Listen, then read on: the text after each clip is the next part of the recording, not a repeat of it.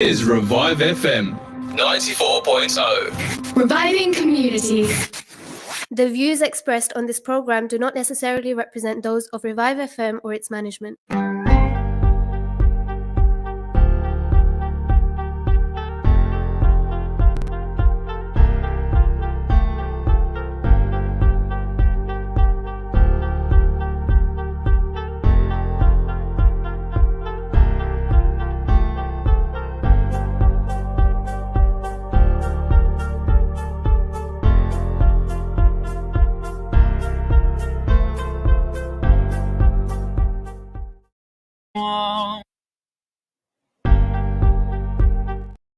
You are locked into Revive FM 94.0 on the Power Hour with your host today, myself, Louise Power.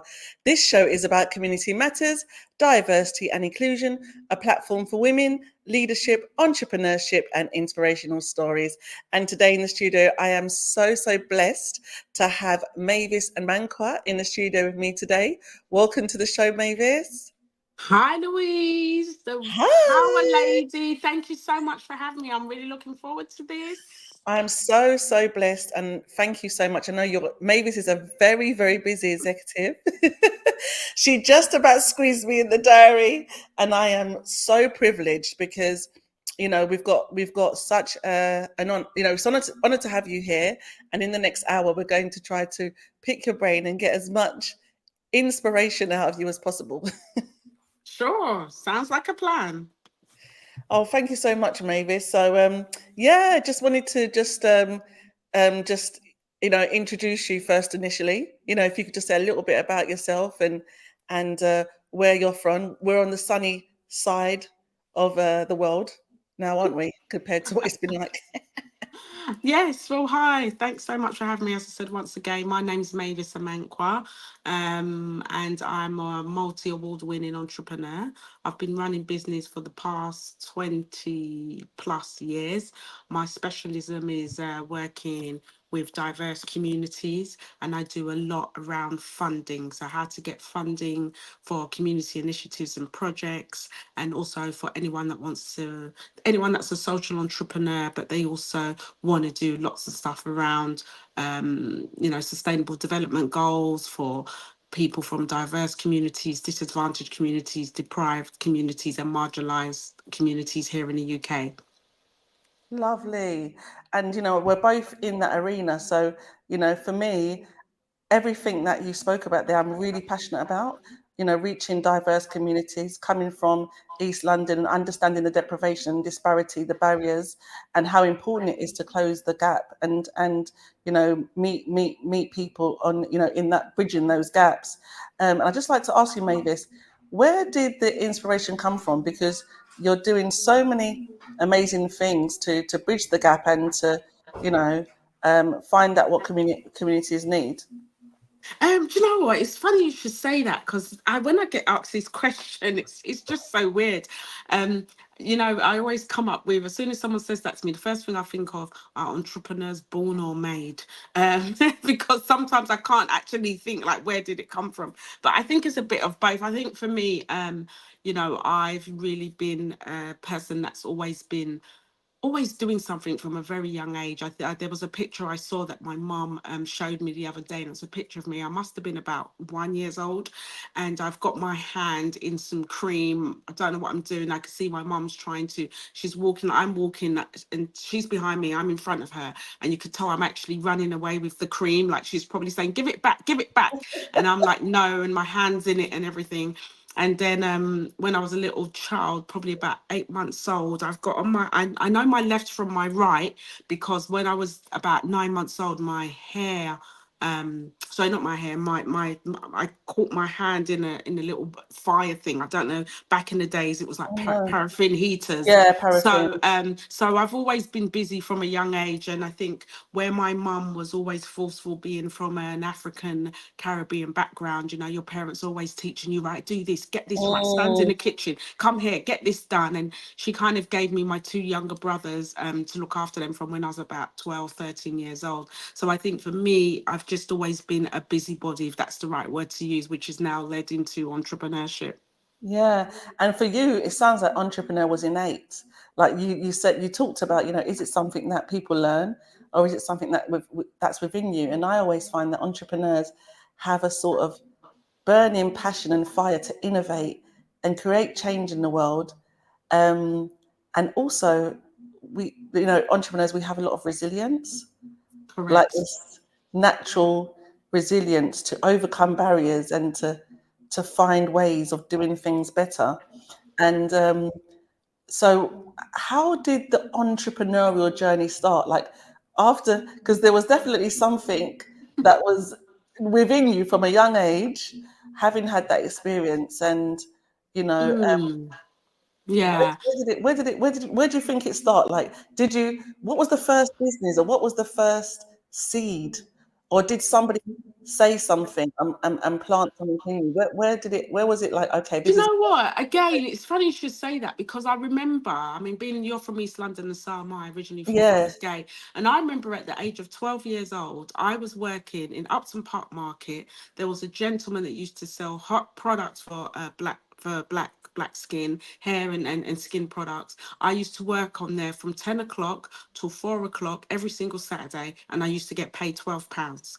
After that, when I was about 15, I went to work in Percy Ingles for a very long time. And I think for me, I've always just been that person that's always doing something. So I think the journey started from doing my own kind of young, you remember back in the day you do paper round. I think my version of paper round was standing on that cold stool in Upton Park, no matter what day of the week, Mm, how it was on that Saturday, whether it was freezing cold or very sunny, I was standing outside and helping this gentleman called Bob to sell his products. And then I think for me, when I got to about 15, because I had a lot of adversity growing up in East London was really, really tough. Especially being from, the African Caribbean, being black. I used to mm. get picked a lot because I'm nearly 50 and that was back in the 70s. So then it was no Irish, no blacks, no dogs. So every time I went to school, I was getting name called. And I think it kind of made me very resilient. So when I got to like a certain age, whatever was hitting me in the face, I wasn't really scared. I think because I had a lot of that kind of adversity from a very young age. And then prior to that, even when I was in school, I was always helping, I was always doing something. So I think for me, it kind of stemmed from just me being the person that I am, wanting to help people. And more importantly, when I got to about 15, I had the opportunity to go to Ghana, where I'm originally from. And when I went there, because I had a really bad kind of, what my friends told me that it wasn't the place to go. And when I went there, I thought, wow, is this where I'm from? I started embracing my identity and I came back and I started organizing events. So even though I studied IT, so I literally went to school, went to St. Helens Primary School in Plaistow, went to St. Angela's in Forest Gate, then went on to college in Tottenham and studied IT and qualified as an IT technician, and then went on to a manager. Whilst I was young and in Ghana and came back from Ghana, I was also organising events and I was loving Wow. that whole events and embracing my culture. So I think it really stemmed from a bit of passion of understanding who I was, where I'm from, organising events and just enjoying just doing things for the community. So I think it kind of stemmed from there, to be fair. Yeah, there's so much there. It's so fruitful and so colourful. Just hearing about your journey. I know that we've spoken before, and I've spent time with you in social spaces, but hearing the journey is so inspirational to me, and I don't think people really realise how much people from Caribbean African communities go through. And I'd like to delve a little bit deeper, if that's okay, in terms of, you spoke about the racism you experienced. And then you spoke about, despite that racism, you were still ambitious to, do your part-time work, and how that then led on to you being able to, start doing your education and little businesses and things like that. And how did how did it affect you, even just the racism alone, and the prejudice at that time? So was you born here, Mavis? Yes, I was born in Canning Town, where the Morrisons lives. If you know Canning Town very well, back then there used to be like kind of like small area of residential area. So I was actually born 1974 in Forest Gate Hospital, Forest Gate Maternity Hospital, which is no longer there. And then I was living in Canning Town for about 5 years. So I was brought up in Canning Town. But back then, even my mum would say, my mum came here, I think 73 she said she was coming for a 5-year plan. She ended up being there 50 years and she's still here. But what she said was no Irish, no blacks, no dogs.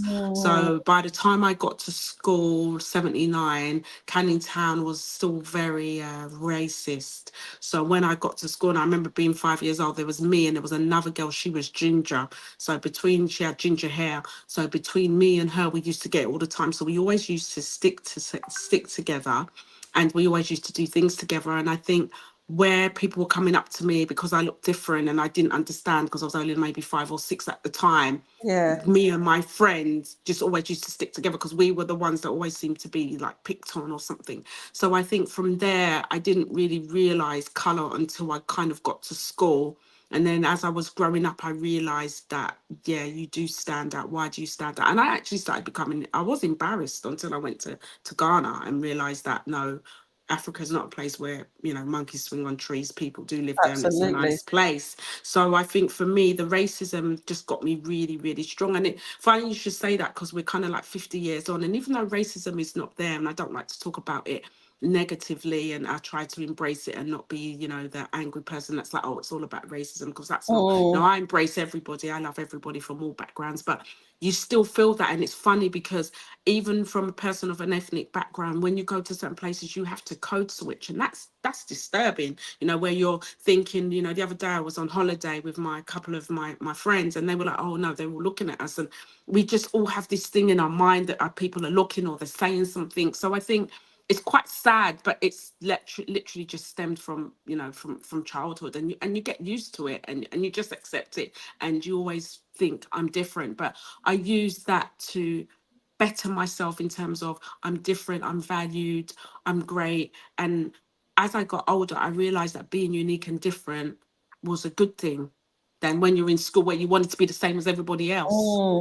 A massive, massive congratulations, Mavis, getting to where you are today and being able to overcome all those obstacles and realizing that, innately you can do anything. You did, no, Definitely. your experiences didn't clip your wings. In fact, it made them even more, bigger and able for you to take flight. So, so much kudos to you for that. And I can only imagine that just in your circle of friends, women around you, family members, that must be so inspired by the ability for you to be able to go from where you were to where you are today. And it kind of leads a little bit on to what I wanted to discuss, really, which was imposter syndrome, because imposter syndrome is really about the complexities of, most especially because of gender, being a woman, and then the other ceilings of being a black woman, and then just coming from a socially economical difficult background, and then the barriers you have to follow to get to where you are. Imposter syndrome is something that actually, like you said, it does affect people from all different communities. However, when you have got protected characteristics and lots of other things, kind of making things difficult for you, I wanted to just talk about how, how does that, because you spoke about the code switching, and I thought, wow, imposter syndrome came up for me. And I thought, as a professional, as an executive, as somebody that's sitting in those rooms all the time making decisions with senior leaders, when you started at a senior level, having had all of that experience, how did you overcome any imposter syndrome that you might have felt? And I think that resilience, actually, from overcoming the racism from a young age and everything else, just really formed part of the strength that must have been in those rooms with you. Yes, definitely.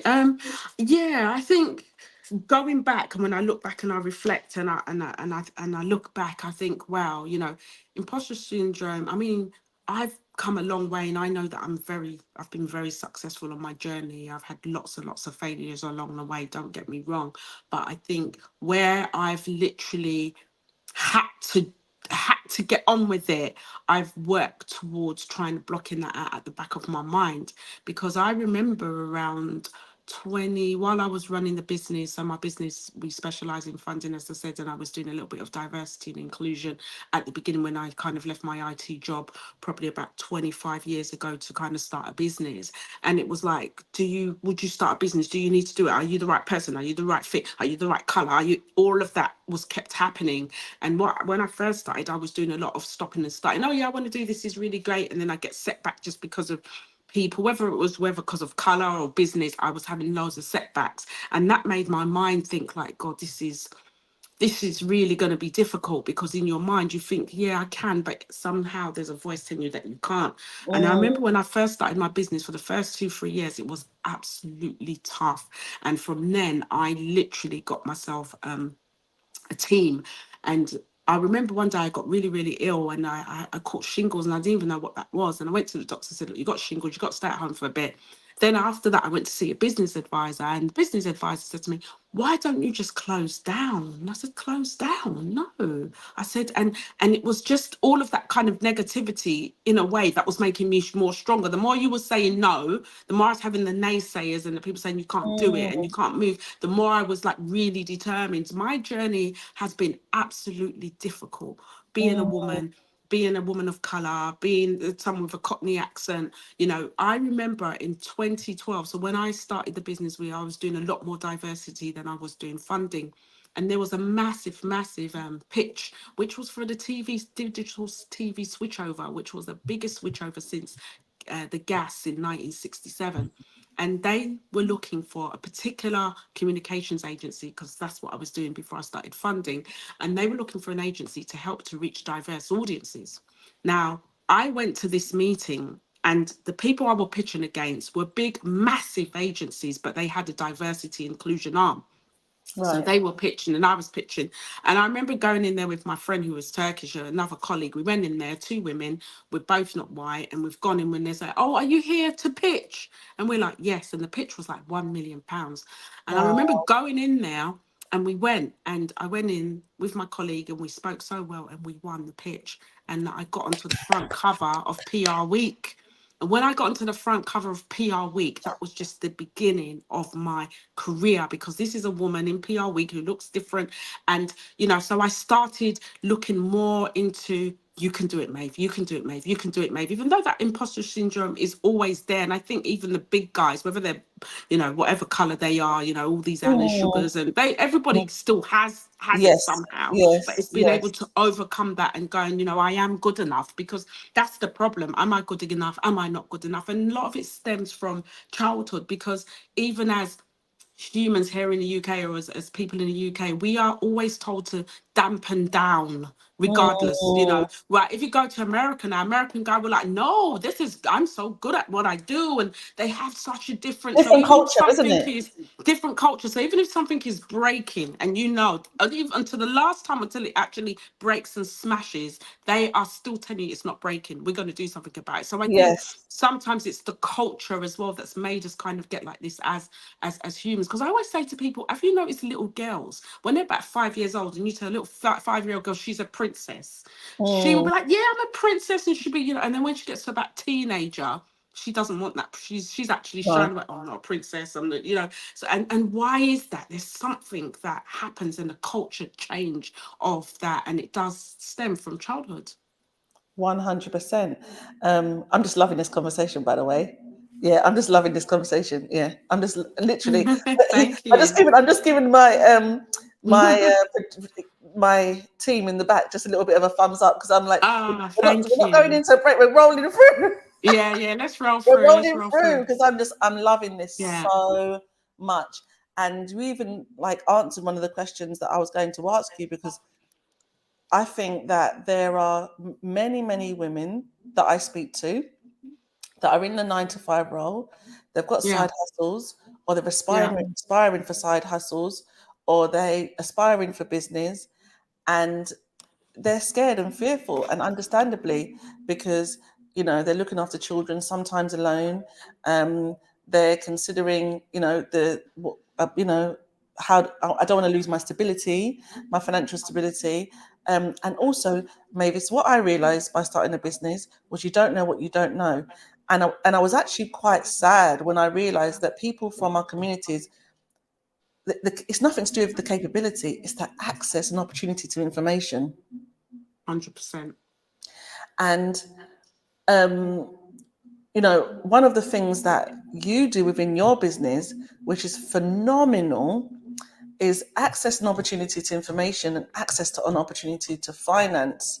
So what are some of the things when people come to you, what are some of the things that your organization equips them with that they may not otherwise have had previously before Access to. access Okay. to? Okay, thanks. That's a really good question. So I think I'll just take you back a little bit. So as I said, I studied IT. I was working in IT for many years, but I was still organising events on the side as a side hustle. And then one day I woke up and I said, I don't want to do IT no more. I had 2 young kids at the time. My kids were very small. I wasn't seeing them. I was doing IT for like big companies, Canary Wharf. I was also in the city. I was working for NHS. I was working for private companies. But there was just something that I just didn't want to do this job that was paying me very good money at the time. And I remember the last company I was with, which was a massive makeup brand. They were like, "Look, we're making people redundant, and do you want to go to another section, or do you want to go?" And I said, "No, I want to go. I want to start business."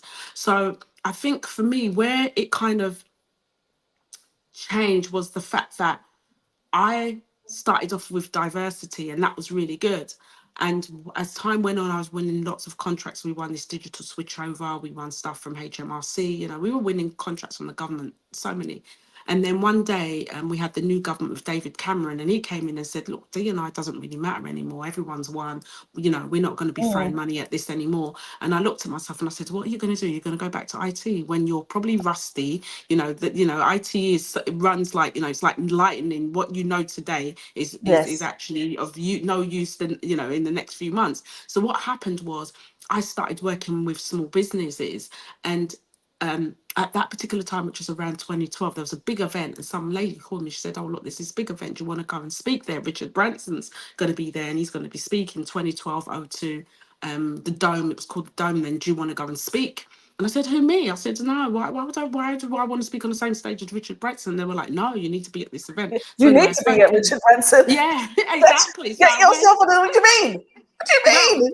that was imposter syndrome right there, Yeah, isn't it? yeah. Because I'm thinking, why would Richard Branson want me to be on the same stage as him? But anyway, I accepted it and I went and I spoke, and doors just started opening. And I remember getting there because this was a really big event, and I remember that I was in like loads of workshops, and there was one workshop when I got there, like on Saturday about 12 o'clock. I was on about 1. I went to I asked them, "Oh, look, where am I speaking today?" And they said, "This is the room you're speaking in." So about 12:30 I went back there, and there was a queue going all around the corner, and I said to the gentleman, "Oh, who's this queue for? Because I'm supposed to be in this room." And she went, "This queue's for you." And I said, "What?" They said, "This queue's for you." And I said, "How?" So anyway, from there I started moving out of the diversity inclusion, speaking to lots of small businesses, speaking to women, people, women, black, white, all different kind of backgrounds. And then I started getting this attraction of people following me, like fan base, like a fan base. Because I remember that particular year as well, 2012, there was a lot of speakers, like lots of speakers, but I was the only black woman speaker there. And I remember that year as well, again, imposter syndrome, there was like really good speakers. And I was like, oh my God, I wish I had more of a white audience. And I was having all of these kind of thoughts because at that particular time, nobody really knew me. They knew of me, but I wasn't, very popular then. And then I remember going into that room and everybody was in. So they were like, these guys have come to listen to you, Mavis. I was like, wow. And they all sat down and sat in the room, and I was talking about ethnic minorities and diversity inclusion. And I was talking about helping small businesses, and they were from all backgrounds. So then what happened was, as I digressed, I said, I'm not going back to IT. Let me start working with small businesses. Start working with small businesses. We're helping them with their marketing and PR and comms, because I did IT, but then during that time, while having the kids, while running the business, I decided to go back to university and do marketing and communications. And I deferred 7 times, but I got through. So by the time I finished, I was quite good with marketing, comms, and all of that. So what happened was, a lot of people would say, "Oh, look, we really like the marketing, we like the PR and all of that," because obviously they're seeing me in PR week, and I was getting in loads of newspapers, Forbes and everything. But we don't have any money. And then I Yeah. said, oh, and I said, oh, you can get money from the bank. You can get money. But we didn't know. You can get funding from, we didn't know. Nobody told us. And that is where I literally Yeah. started going, no, you need to educate, inform, inspire. And I started doing that from about 2012, where I was saying, no, do you know you can get a grant? Oh, you can get a loan. Oh, you can get access here. So I started becoming like that vocal person that would be just sharing information, whether you was going to sign up to my services and I was going to help you or not. I just started becoming that go-to person, that expert, and people would Google me and they'll see me in the papers and stuff like that. And then from there, my business life just went like a snowball. It just snowballed and it just. And everyone was like, maybe some Anqua, maybe some Anqua, maybe some Anqua, maybe some Anqua. And that's where we are today. So Mavis going back to your Samantha, hello. BEM, by the way. So that's what got me the BEM medal from the King last year. Yeah. Yeah, and Mhm. congratulations, because it's an honor to be able to be recognized, for Thank you. all of your hard work. Thank you. And yeah, actually, before we go, what was that experience like? Because before I sort of go off topic, Well, the thing is, it took 5 years for me to get that. And right? that again, I don't know why it took so long. Someone nominated me and I actually forgot about it. And about 5 years later, they came to me and they said, oh, look, this is what's going to happen. They tell you about 6 months to a year. It's about 6 months before. So I couldn't say anything to anybody. It was just like all quiet. And when I obviously heard, I was really excited, but my excitement had to be, in my four walls or in Yeah, my room, and I had to keep it all quiet. But when it did come out, which was on the 31st of December 2023, was it? Yeah. yeah. And it just came out, went into the PR week, went to the papers, went to East London papers, everything. Oh, look, maybe some Anchor BEM. Da, da, da. It was so exciting. Then they said, look, you're going to go and pick up your award. And then my mum said, listen, remember, she came here 50 Your years mum must have ago. been so I'm proud, so there. She proud. said, yeah, she was proud. She told everyone she's going, even though she didn't have an invite, she was going with me. So we had the opportunity to go and pick it up. And then we had the opportunity to go to Buckingham Palace as well. So yeah, it was a really, really good feeling. I mean, I had a bit of a mix feedback Yeah, because some people were like, well, why British Empire, they've done so yeah, much wrong yeah. and all of that. And then I had some people, no, go for it. But for me, I just felt like, well, look, I've worked really hard. They're Hard. recognizing my work, Yeah, and I can also use my self as a personal platform to actually educate people. Because when you see and talk to me, like, because some people don't really know much about diverse communities, mm, everyone's got this stereotype, oh, this is how Black people are and they're troublesome and they're for example, and they meet me and think, oh, and I really go in and educate without being, ignorant. And I tell people about things like slave trade in Ghana, and why is the Caribbeans have different English surnames. And I was telling someone the other day, like, wow, we didn't know. So, I felt that that would be an opportunity for me to also educate people who were not educated about, the whole kind of Atlantic slave trade. definitely. And the next time you come on the show, we need to be um, kind of like publicizing and speaking about your book, because I'm telling you, Mavis, we need there's definitely needs to be a book about this journey, because when you was talking about this deferring 7 times, I'm sitting here, but you don't realize how inspired I am, because at one point I was, you know, single mum, still a single mum, but also started a business, also studying a degree, and just listening to you, it just brings back my own experience, in the sense that, and I'm still within the experience myself, and it's like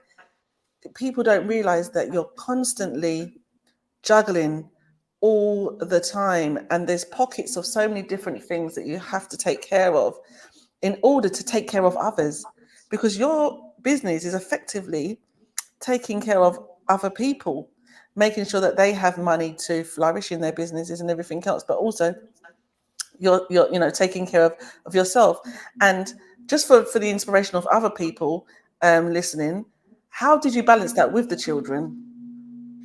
At Did you first, have, it was really difficult. To be honest, it was difficult. But I think where I was doing the IT and I wasn't seeing them, I just thought, you know, let me try. And I remember my daughter, who's 24 now, and about 2 years ago, she said, Mum, I'm so happy that you started your own business, because what happened was, at the beginning when I first started, I was not the mum that would be on the, playground talking to all the mums for half an hour and just, not having much to do. I get there, 3:15 if the kids finish at 3:30. And, I wasn't that kind of mum. I was like, right, 3:30, you see me 25 past, 28 minutes past, in, Yeah. out, let's go. Running. Was you running? Because I run as well.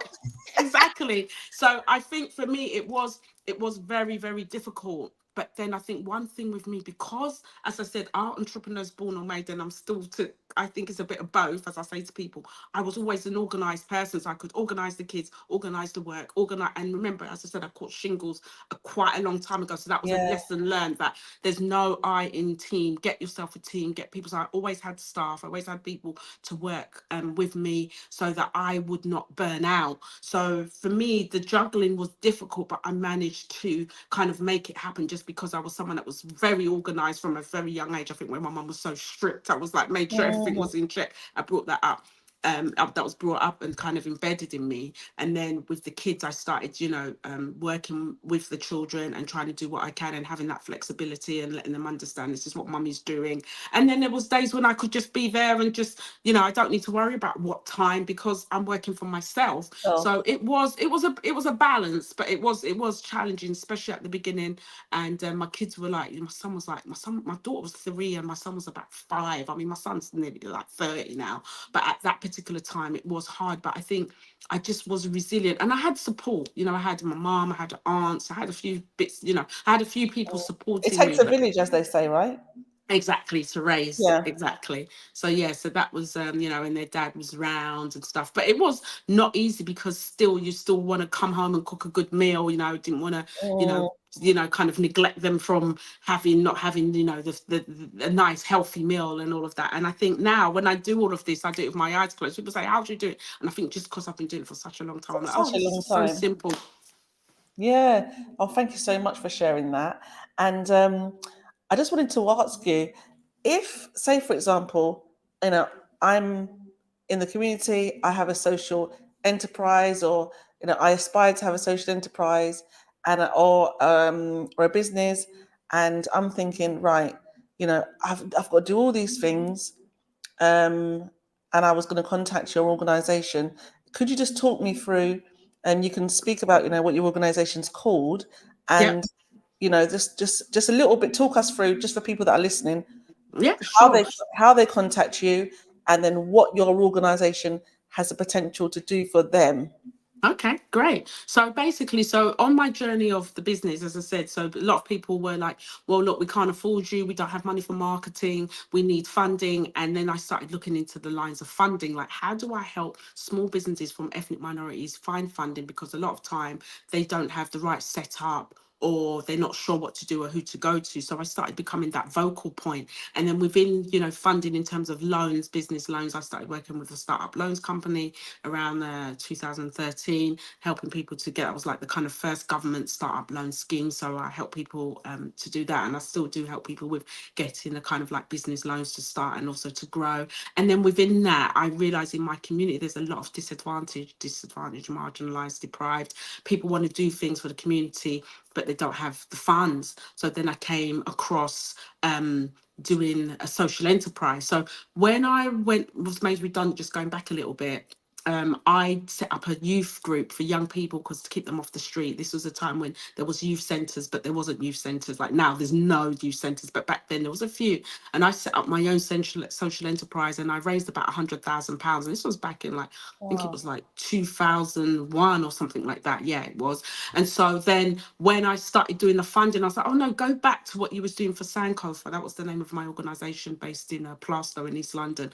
And go back there and start getting all the funding. So I started getting all my books out again and looking. I think, God, look at the funding. And so what I was realising is that lots of people in my community want to do things. So disadvantaged, so disabled, LGBT, people from BAME community, people with special needs, vulnerable adults, elderly. A lot of elderly people are lonely at home. No one's coming to visit them. Some of them have died at home because there's no family. So then what I was realising was that these grants, people could get these grants to go and make a difference in the community and get funding for it. So there was a problem and need that they had identified, and they were providing a solution. So let's say the solution was, well, I'm going to go and sit with Mrs.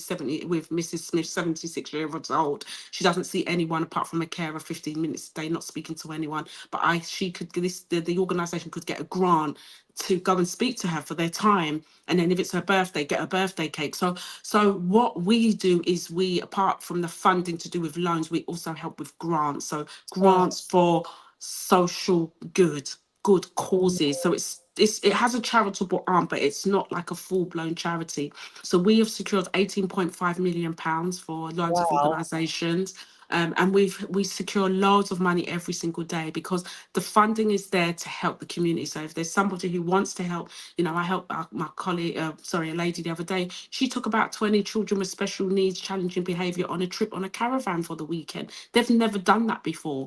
But if she didn't know about our organisation, we set her up. Then we got her the funding, and she went, and when she sent me the picture of them, they were all smiling and putting their hands up, and I thought, God, look at that. Like, they've come out of their comfort zone for a weekend, gone into a caravan. They would probably not have experienced that, went with their parents' carers, had some respite. So what we do is help anybody that wants to set up a CIC, which is a social community interest company, or social enterprise under Marvel Business Group, to get them funding to start a project to make a difference long term. And with most of the funders we work with, you can get funding for 5 consecutive years, and there's lots of funding, billions of pounds available, Louise.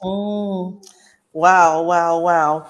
Did you say 8.5 million or 18. 8.80? Wow. 18, yeah, we do 18. So we That, specialise in, we're based in Canary Wharf. And what we yeah. do is we just help people with setting up, we explain, we hold their hand, we tell them what they need, we go through due diligence, we go through governance. Because again, like as you were saying earlier, it's that know-how, people not knowing.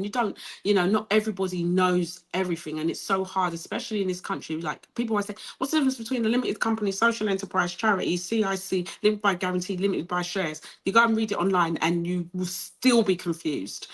So Yeah. what we're able to do is teach and inspire and educate and tell people, look, this is the way, this is what a governing document is, this is why you need policies and procedures, this is what, so we also guide them. So that's what we do at Marvel Business Group. I absolutely love it. And thank you so much for telling the people and sharing it. And I hope that people are able to reach out to you, having shared that information, because, some people, unfortunately, like earlier on, you explained that there was naysayers and people were saying, maybe you should give up. And unfortunately, because people don't know the information, because they don't know where to go, because they don't know there's funding, they don't know there's support, they don't know there's a holistic village of people that actually would just be prepared to help them along the way, because they have to give up on those dreams without knowing that there were caveats and opportunities to do that. And we've got so much in common, Mavis, because when I started my first business, it was in the tech industry. And I remember being in the tech industry and not knowing about how to differentiate limited company, social enterprise. And then I started hearing about seed funding and family house, and all these other things. And I was just like, what is this?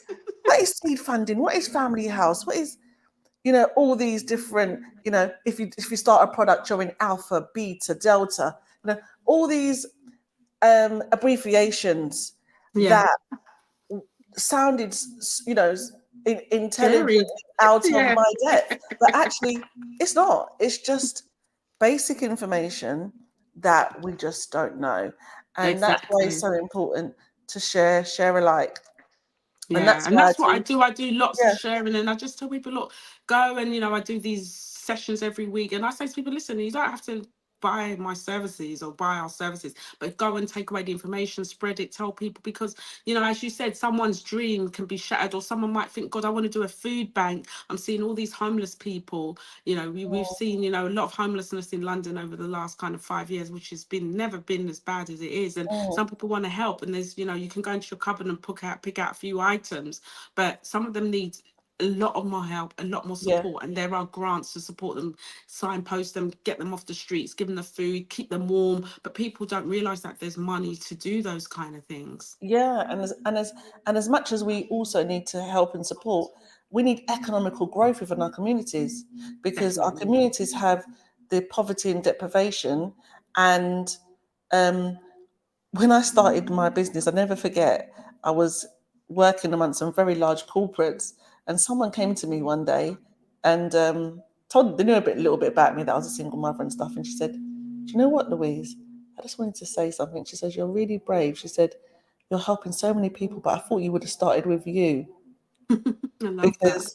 because you know, most people when they are business minded, they're just thinking about their self and just thinking about and I thought it was really interesting because I think when you come from a community where you know that you've had difficulties and the community has difficulties, I think that sometimes innately, and you look at what's around you as well, and you think, how can I help myself, but also how can I help others? Um, and Exactly. yeah, I feel like sometimes, unfortunately, people from our community don't have the privilege Yeah. to just consider and be able to close our eyes. Because if you're Yeah. living on the council estate, right, and you're Yeah. earning big bucks, you Yeah. can't just walk through it. The knife crime, the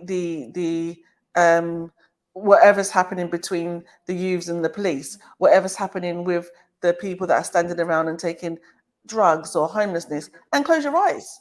Yeah, because it's right on your doorstep, right? Yeah, and if you've got a nice car on the drive, it might not be there when you wake up. Exactly. It's systemic. Yeah, yeah, Yeah. exactly. It's systemic. Or you could be in a place, and let's say you live in an affluent area, but you're going back to maybe this is where you were brought up. Like I was brought up in Canning Town. You know, I left Canning Town when I was 5 years old. I mean, Canning Town can't even. You know, it's amazing the way that it looks now. House prices is crazy, but you know, you can go back to some places and you just feel like you just want to be. You always have that identity, like, oh my god, this is where I once was, and you want to help, and you see people, or you might like sometimes see some people and I think, God, I remember you, and I kind of say, oh look, I want to help you, and they're like, wow, is this what you're doing now? Is this what you do? This is amazing, and I'd like to share the information. Oh, and I'm so happy to share it because I think, well, look, you can go and help this person and help that person, you know. And as you said, it takes a village to raise a child, and that's what we need to do. And the more we build our foundations and we grow, the more we can build Mm, an economy, the more we can have more role models, because people want to see people that look like them. You know, like back then when I was saying, oh my gosh, when I was at 2012, going, oh God, all these gentlemen and all these people, and I want to be like them, and I want to look like them because they've got the crowd, you know. And it's kind of turned now, because now being an ethnic minority and a woman of color is like a bit of a fashion, you know. Back then it wasn't, you know, even yeah, down to, you know, physique and how we look, and you know, and you see lots of very good positive, you know, Asian women, black women and even men in very good posts doing extremely well, you yeah, know. And that's what we need to see, and we need to see the same in entrepreneurship, and we don't see that because a yeah. lot of people do not let the business last because it's hard, it's It tough. is. And that's why I put my book together, which is about, you know, it talks about my adversity to diversity story, you know, Yeah, in terms of prosperity, so from adversity to prosperity, yeah. because you know, I had a lot of childhood traumas, which obviously we'll have to talk about another day. But, you know, I had a lot of issues as a child, just, you know, Right. despite the racism, you know, because I was like abducted when I was 9, my head got caught in a fire when I was 11. So I had a lot of issues, My but all of God. that resilience has made me who I am today. So I tell my story to say, listen, I came from, you know, I didn't come from like a poor background. My mum was like well to do, and, you know, my stepfather, they were fine, but I had issues within myself, not knowing who my dad was, and getting caught in a fire and all of those things. But Wow. then being strong and being able to use that 50 years on to now help other people, because life is a Mm, journey. Life is hard, you know, regardless of what you are. But when you are from a minority, it's even harder, you know, because I yes. remember when your parents say to you, oh, but remember who you are. Remember, and they always remind you in your back of your head, like, you can't, you're not, no, you're not like everybody, you know? Yeah. And again, there's just so much sink here because I always say my story from adversity to opportunity, and it's not easy. And you just made me remember, like I remember when I started my business and I was in a multi-billion-pound, you know, um, place within the Olympic Park. And Mm, you know, when you have a business, you always make sure your staff are paid first. You come way, way, way down the line. And if you have a startup, you might not even get a salary, because I didn't have a salary for a long time, wasn't able to pay myself anything. yeah. Never forget just looking around me, all these large corporations, you know, multi-billion-pound place to be. And I just about had enough to buy my lunch. Like I don't think I even had lunch. I had enough to get something from one of those machines you press. Yeah, Something drops down, sort of thing. yeah, But even though I remember that day being hungry and not really having money and just being broke, like just I still my spirit wasn't broken. My yeah, purse was broke, but yeah, my spirit and my innateness to succeed was so full. My yeah, faith was so full.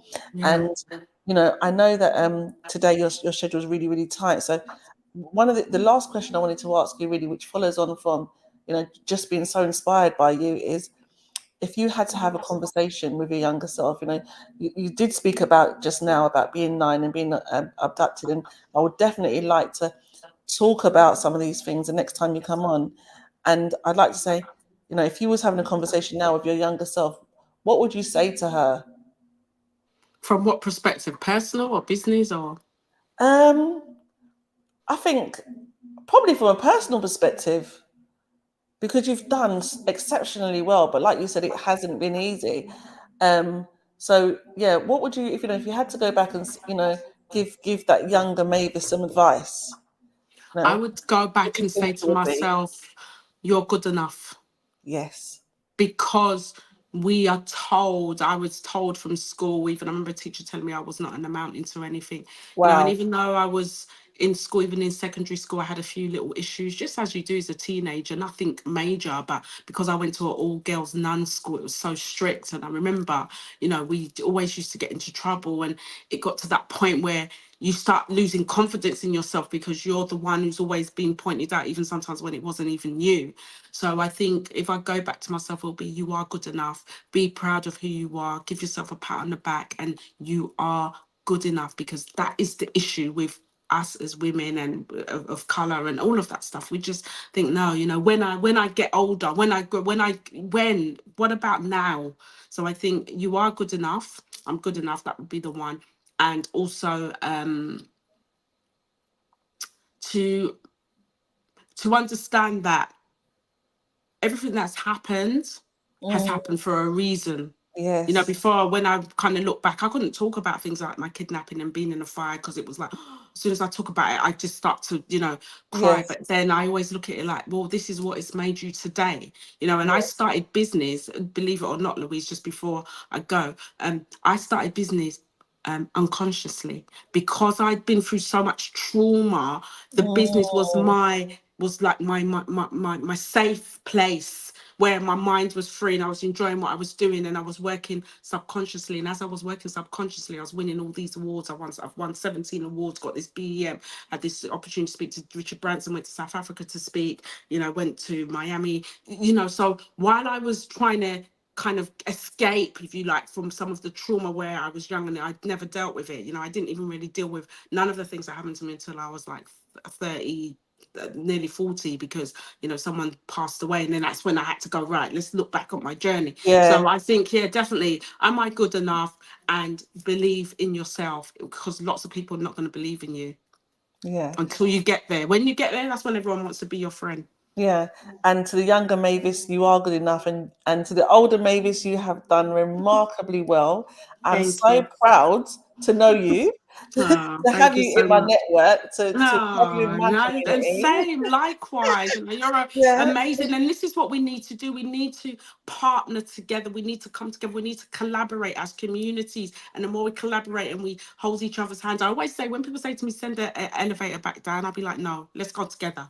Do you get yeah, me? It doesn't matter what level people are at. You go together. It's not like you're higher, I'm lower. No, we go together and we build together, because that's what makes a community, and that's what makes us build and create a legacy. Thank you so much for today, Thank Mavis. you. Honestly, there's so many golden nuggets. There's so much to take away. There's so much togetherness, so many elevators to take, so many more shows to do together, so many more opportunities to work together in the future. And, for the listeners, I think that, they will be inspired. There'll be so many takeaways. Hopefully, lots of people that will be able to contact you. The good thing about this show is that not only is it live, but it can be played and played and played Ah, again. And love that. hopefully, you know, Louise Power and Mavis Amanko will be somewhere that long after our legacy in the digital Yeah, clouds here, exactly. and they will be like, you know, Mhm. hopefully it'll be some Rosa Parks Yeah. kind of stamp Yeah, yeah, in the we got world, to and pave people the can know way. If that and pave the she way. didn't pave the way, it wouldn't have been possible for us to We be wouldn't even be here, free. right, in Yeah, these seats. exactly. Okay, Exactly. Yeah. so you know, I just think it's so important, and you know, for us to keep these conversations going. This show will be not only is it live, but it will also be available on all of the social media platforms and on Spotify as well. So you know, no doubt people will be able to watch again. And Mavis Amankiwa, award-winning Mavis Amankiwa. Thank you ever so much for joining me today. Mavis is exceptionally busy. So again, thank you, Mavis. I am Oh, certainly thank you. privileged. Thank you. Sending Send you you loads of kisses so and much well love. done with what you're doing. Continue to do it, continue to strive. And, you know, together we will get there. I always go with that Michael Jordan, you know, famous quote, I'd rather die trying than not trying at all. So let's just keep it moving. Amen. Thank you And so much. And thanks for having me. thank you ever so much. Take care, Mavis. We'll see Bye-bye. you again soon. All the best. You Bye. have been locked into Revive FM 94.0 and the Power Hour with myself, Louise Power.